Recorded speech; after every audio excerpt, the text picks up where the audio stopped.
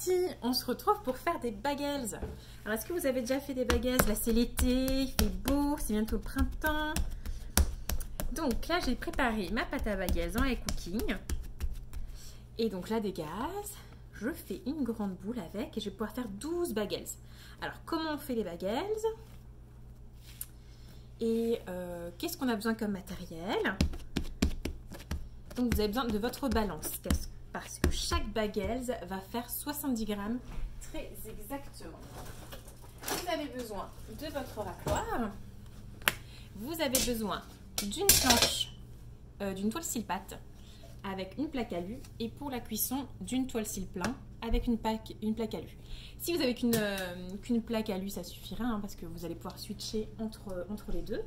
Parce qu'entre le moment où vous allez faire vos bagels et le moment où vous allez les cuire, vous allez les faire tremper dans la casserole avec un mélange que vous avez préparé où il y a 2 litres d'eau, du bicarbonate de soude et du sucre.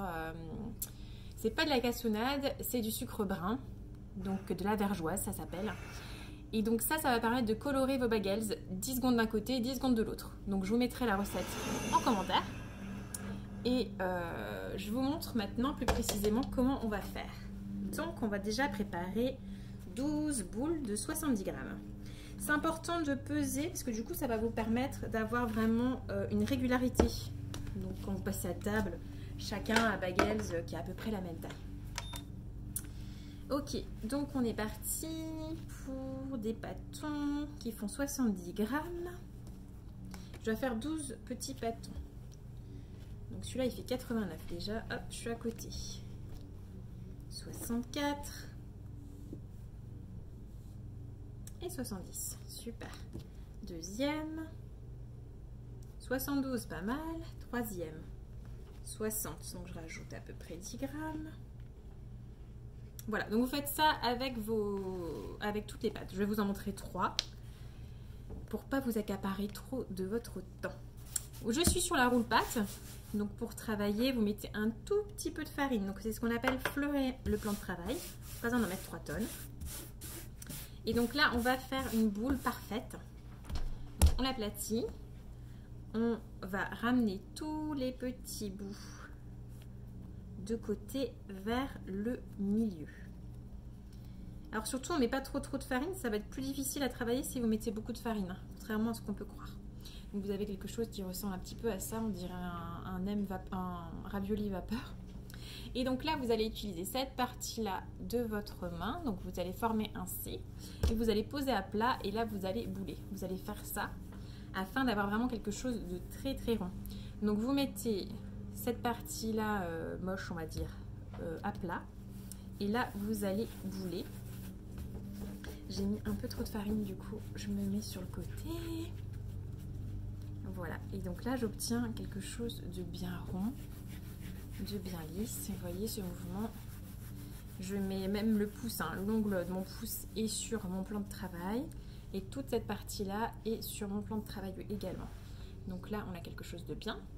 Et là, on va pouvoir du coup faire le rond pour faire le bagels. Voilà, n'hésitez pas à bien faire un gros rond parce que souvent quand on va le mettre dans sa piscine, là pour le colorer, dans la casserole bouillon, ça va se rétracter un petit peu. Voilà, on recommence. J'aplatis.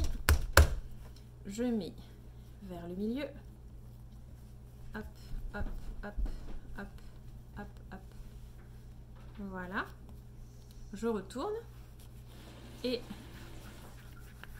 hop, je forme un superbe rond. Je fais mon trou au milieu. Un joli trou.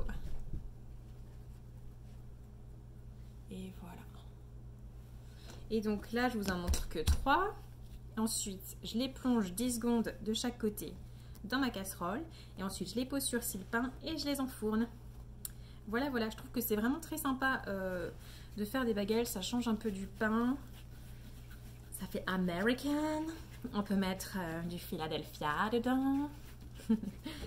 Ou alors du salmon. Voilà, ou ce que vous voulez, hein, ce que vous avez, de quoi vous avez envie. Puis au-dessus, vous pouvez mettre plein de choses, des graines de sésame, des graines de tournesol. Donc vous pouvez les accrocher avec un petit peu de lait. Avant d'enfourner, vous mettez un petit peu de lait au pinceau, hop, et puis vous mettez votre petite disposition de graines.